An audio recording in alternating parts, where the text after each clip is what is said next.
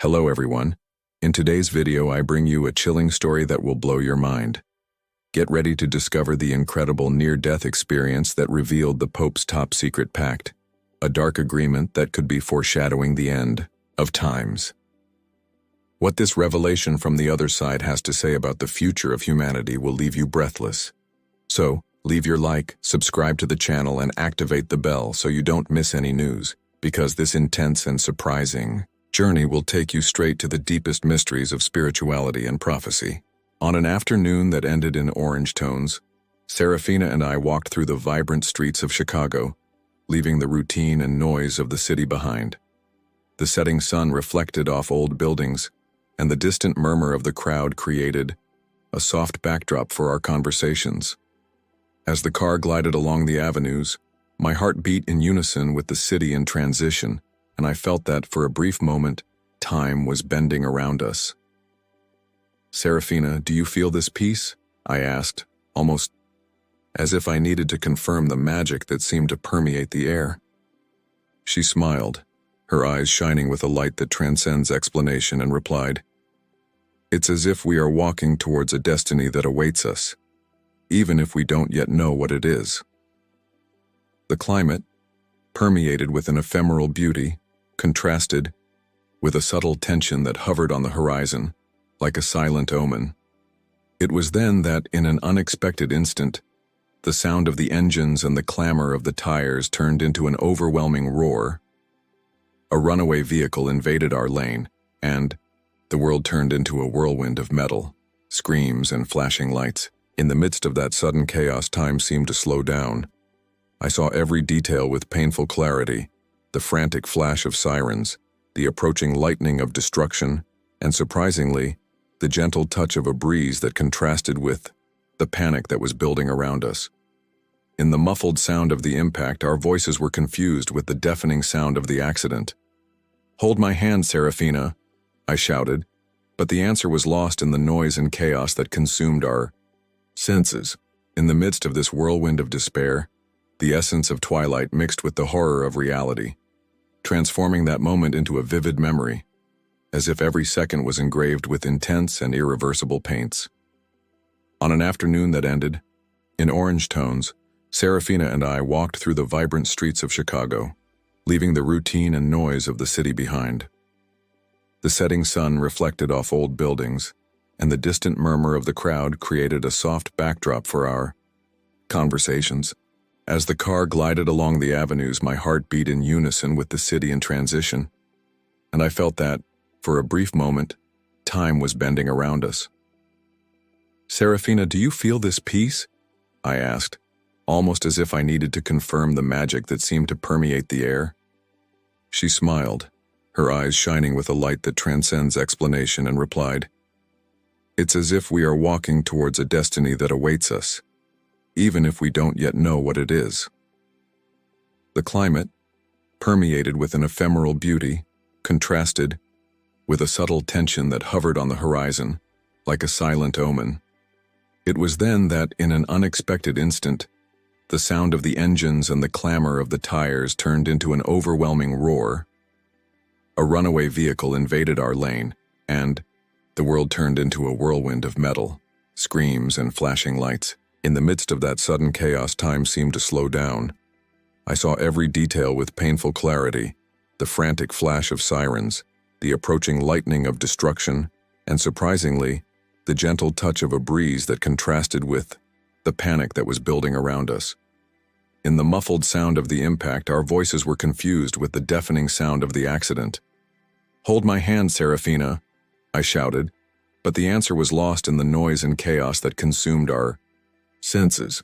In the midst of this whirlwind of despair, the essence of twilight mixed with the horror of reality, transforming that moment into a vivid memory, as if every second was engraved with intense and irreversible paints.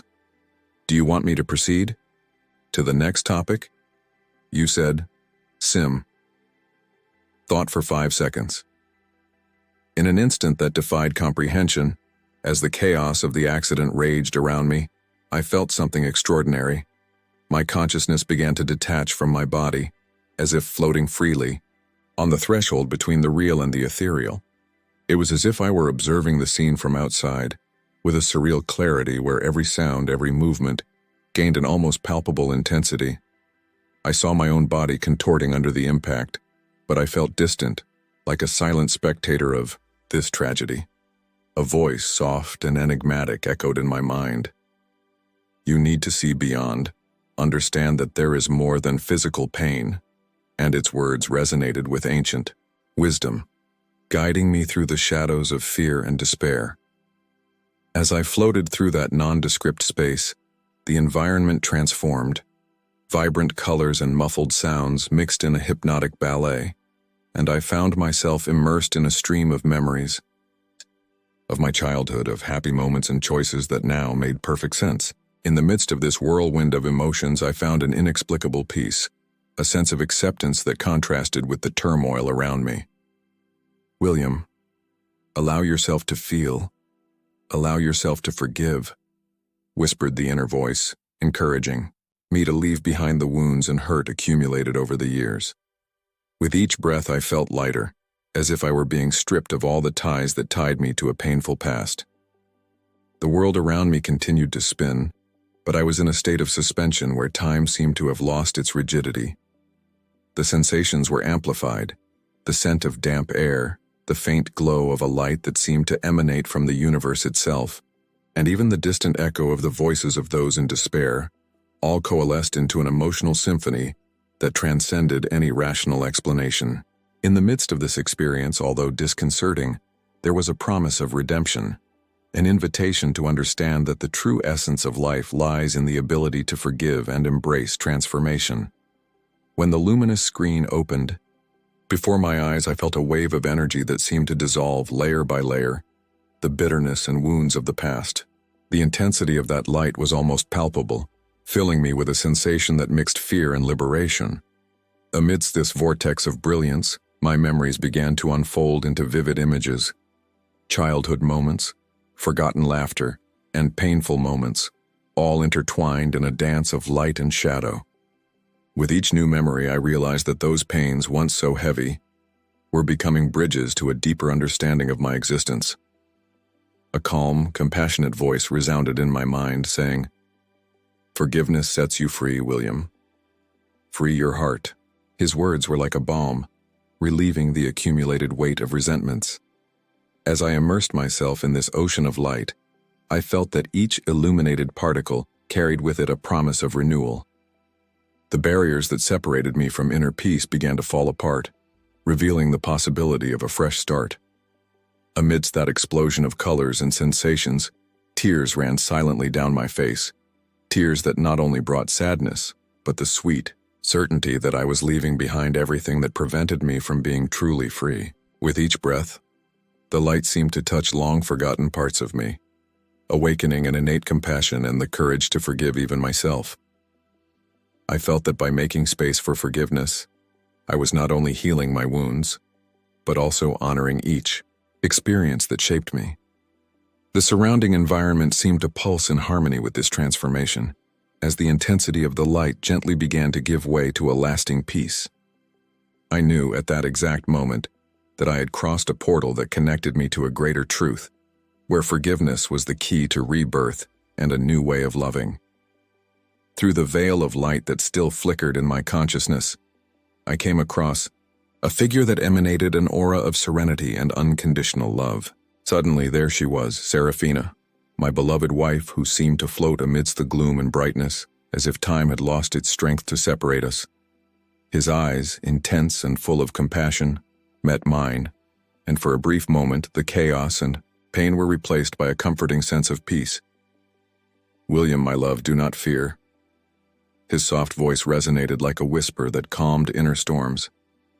"Death is just a passage, and our bond is eternal." As her delicate features were outlined with the light of a universe full of possibilities, I felt each word like a balm for the deepest wounds, and an inexplicable feeling of welcome took over me. Amid this surreal experience, the colors of the environment seemed to intensify, reflecting memories and emotions that transcend mere physical existence. Serafina approached with silent steps, and I could see in her gestures the certainty that, even beyond life, she continued to guide me. "Look, William," she murmured, as her ethereal fingers touched the space that separated our souls. "Every tear, every pain you've experienced is an invitation to transform suffering into an act of love." His words intertwined with the murmur of the universe, filling that moment with indescribable depth. At the same time, the aura she emitted made my entire being feel welcomed and understood, as if every experience, every mistake, and every success had been part of a greater destiny. The intensity of his gaze and the delicacy of his touch made me realize that, despite the imminent loss of physical contact, our love transcended the barriers of time and mortality. The reunion with Serafina was not just a glimpse of an idealized past, but rather a call to move forward, transforming pain into vital energy, capable of illuminating paths previously obscured by sadness. Just as the reunion with Serafina began to fill my being with hope, an unexpected shadow appeared on the horizon of that ethereal universe. Suddenly, as the colors slowly faded, my gaze was drawn to a disturbing scene emerging from a shadowy corner, as if fate itself wanted to reveal dark secrets. There, in a room that resembled a nightmare scenario, could see imposing figures, religious and political leaders, gathered in a secret council where the dim light seemed to fight the darkness. Their expressions were almost mechanically cold, and every word they exchanged had the weight of a destined destiny. "The time has come to use faith as a tool of power," I heard one of them mutter, his voice filled with ambition and disdain. Among the hooded faces stood out Theodore Monroe, whose presence dominated the room with an air of mystery and calculation. His cold eyes roamed those present, evaluating every gesture and reaction as he outlined plans that stretched beyond the bounds of morality. "The masses must be guided by faith but not by compassion. We need to control people's destinies, and faith, when manipulated, becomes our greatest weapon," he declared, in a tone that echoed through the darkness. Horror mixed with my indignation, and even though I was distant, as if my consciousness were watching from another plane, each word carried a power that made me shudder. I felt the urgency to unravel that plot, to understand how it connected to my own journey. In an internal murmur, I challenged myself not to let myself be overcome by fear and rather to seek the truth behind that veil of corruption and manipulation. As the leaders plotted, the atmosphere carried a sense of decadence, as if the purity of faith was being corrupted to serve vested and selfish interests. The echo of their voices merged with the pulse of my new perception, expanding the dimension of my transcendental experience. This vision, although terrifying, ignited in me a determination to transform not only my own pain, but also to fight against this insidious manipulation. The revelation of that conspiracy, intense and disturbing, became the fuel that ignited my mission to seek the truth and use compassion as a response to the tyranny of power. As the days passed and the scars from the accident began to transform into marks of a new journey, I realized that the journey towards transformation required more than simple resilience. It required the courage to rewrite my own story. Amid recovery in the hospital and constant visits from Lydia, who with her silent empathy helped me cope with my grief, I felt that each gesture of care was a firm step towards a future where pain would become the seed for compassion. "William, you are not alone on this journey," Lydia said with an encouraging smile, her words echoing like a melody that softened the weight of each memory. Determined to convert suffering into transformative actions, I clung to the green stone, the amulet, that had always been a symbol of protection and rebirth. When holding her, I remembered Serafina's words, which even beyond physical existence encouraged me to transform each tear into a gesture of love.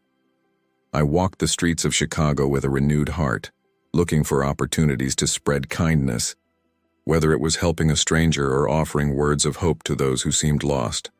As the city pulsed with its relentless routine, I became a beacon of light amidst the darkness, a messenger carrying not only the memory of a loved one, but the conviction that suffering can, in fact, be the prelude to a new mission. At every step he encountered challenges. He was reminded of the disturbing vision of the conspiracy, of the dark secrets that threatened faith and truth, and he felt the weight of responsibility to reveal these mysteries. "Transform the pain, William, and let love lead your path, my conscience whispered, mixing the vigor of transformation with the urgency of justice and compassion. Thus my journey became not only a process of personal healing, but also a commitment to truth and hope. Every act of kindness, every word of comfort he offered, was another stone in the construction of a legacy that honored both Serafina's memory and the fight against the darkness that tried to manipulate souls. My journey was, in short, the embodiment of rebirth, a continuous transformation where love prevailed, even in the face of the cruelest adversities. As I follow the uncertain road of existence, each step I take echoes the transformation that has taken place over my life. Pain became fuel for the relentless search for greater meaning, and Serafina's legacy now lives on in every act of kindness I do. Walking through the streets of Chicago, I feel the weight of memories mixed with the lightness of the new purposes that drive me. As I hold the green amulet, I am reminded that although suffering is inevitable, it does not have to be the end, but rather the beginning of a journey of redemption and love. On every corner, I find faces marked by struggles similar to mine, and when exchanging looks and words, I feel the strength of empathy unite shattered souls. Pain can be the seed of compassion, I repeat silently as I help a stranger get back on their feet or offer a sincere smile to someone struggling with loneliness. This personal mission intensifies over time, and the city, with all its turmoil and contradictions, reveals itself to be a stage where love and truth can indeed flourish even in the midst of chaos. The incident that seemed to have ripped me away from myself ended up giving me an invaluable gift. The opportunity to rewrite my story, to transform scars into maps that guide towards healing and collective transformation. Each act, each word, of encouragement becomes a small revolution against the oppression of despair, and the light that I carry within me grows with each challenge overcome. Thus the journey unfolds in a continuous and fluid way, without time erasing the memory of the horrors experienced, but transforming them into lessons of resilience and love. Aware of the responsibility that this new mission imposes, I embrace each day as a new opportunity to spread the light that was once dimmed by pain. By turning my suffering into a beacon for others, I discover that the true essence of life lies in the ability to reinvent yourself and offer the world hope for a better tomorrow. After leaving the cold walls of the hospital behind, I felt that each beat of my heart marked the beginning of a new journey, a sacred commitment to a mission I had never imagined taking on. In the solitude of a Chicago afternoon, sitting on a park bench, my hands clutched the green amulet, an ancient stone that carried the memories of my childhood and Serafina's legacy. This is the symbol of protection and rebirth, I thought, as the cold of the metal contrasted with the heat that welled in my chest. In this stillness, Lydia's voice still echoed in my mind, reminding me that even in moments of pain, hope was hidden in simple and sincere gestures. I walked through the streets lit by the diffuse light of twilight, where every corner seemed to whisper stories of overcoming and resilience. Amid this urban setting, I started talking to strangers, offering a welcoming smile and listening to the silent stories of those who, like me, carried unhealed wounds. In one of these conversations, a tired-eyed lady told me, "You have something in you, a light that transforms sadness into love." His words echoed like a call, confirming that pain could indeed be converted into strength to light the path of others. With each new encounter, the mission was consolidated in my being. I decided that I would not just be a survivor, but a messenger of compassion, a beacon for those seeking healing in the midst of suffering. During long nights of reflection, I murmured to myself, "Transform this pain, use it to rekindle hope." The green stone, always present in my hand, became not only a protective amulet but the emblem of a new beginning. She reminded me that true transformation happened when gestures of kindness came together, forming a chain of love capable of overcoming any adversity. So, with the conviction that my new mission was to transform suffering into actions that heal and unite hearts, I embraced the responsibility of living each day as an opportunity to spread the light that one day went out. My commitment was unwavering, and at every step I felt that Serafina's presence guided me to make love the answer to all darkness. As the investigation unfolded discreetly, Marcus Byrne, my longtime friend, emerged as a figure determined to uncover the truth behind the accident. Amid the shadows of a dimly lit office, he spoke to a witness who, in whispers, revealed disturbing details. "I heard something strange that night, as if the engines and screams masked a bigger secret," she said, her eyes watering with fear. Marcus wrote down each word with precision, his determined look reflecting the conviction that what had happened was not mere chance. For days, he sifted through records, security camera images, and disjointed reports that seemed, little by little, to form a sinister puzzle. One rainy afternoon, upon finding a document hidden among papers from an old deposition, Marcus murmured, "This confirms my suspicions. Someone planned this." The revelation became increasingly clear.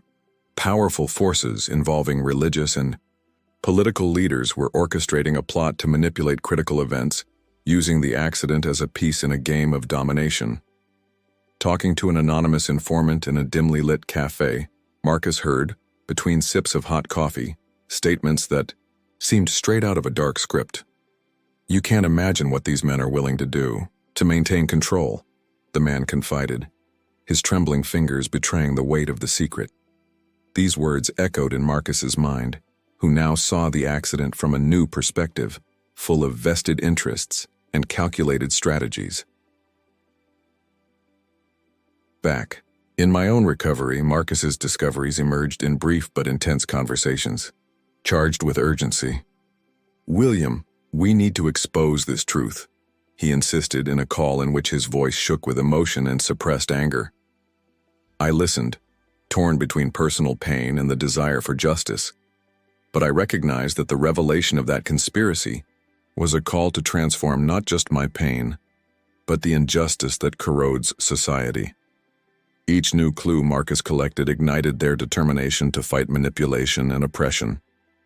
His investigation became a light that threatened to dispel the darkness of an orchestrated plan, and I felt that together, our mission became more urgent and necessary. As the night lengthened and the lights of Chicago mixed with the faint glow of the stars, I continued my journey of transformation with the green amulet firmly in my hands. Every step I took on the city's damp sidewalks was a reminder that, even after the whirlwind of pain and revelations, life offered the chance for a fresh start. On one of these walks, I came across a group of people gathered in a small square, their expressions reflecting the invisible struggles of everyday life. As I approached, I heard a lady whisper, "There is a light in you, young man, that inspires us to believe again." These words touched me deeply, and in an impulse of sincere compassion, I sat among them, sharing stories of overcoming and hope.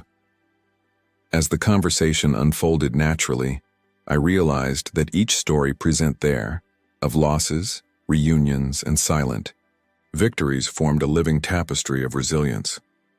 I remember saying with a choked voice, "I have walked through valleys of darkness where the pain seemed unbearable, but I learned that every tear can turn into a seed of compassion." Between shy smiles and understanding looks, the feeling of belonging was present, reinforcing that the mission of transforming suffering into gestures of love was, in fact, a shared mission. As dawn approached, the city seemed to whisper ancient secrets. Every street, every corner, held stories of rebirth and battles won against adversity. Continuing my way, I met an old friend who told me firmly and affectionately, "William, the world needs your light. Your every step illuminates a path that was once obscured by pain." These words strengthened my resolve and made me realize that by transforming my own pain, I was simultaneously offering hope to those still struggling with their shadows. With my heart beating to the rhythm of a new era, I continued my walk through the city, where the echo of my actions spread silently. Every gesture, every word of comfort, was a small revolution against the darkness of the past, and the green amulet shone like a symbol of protection and rebirth, guiding me to a future where compassion and truth blossomed with each new dawn. If you liked this beautiful spiritual testimony, leave a like, comment on your impressions, subscribe to the channel, and don't forget to activate the notification bell to watch each new video and help us spread this message to a greater number of people. Until next time.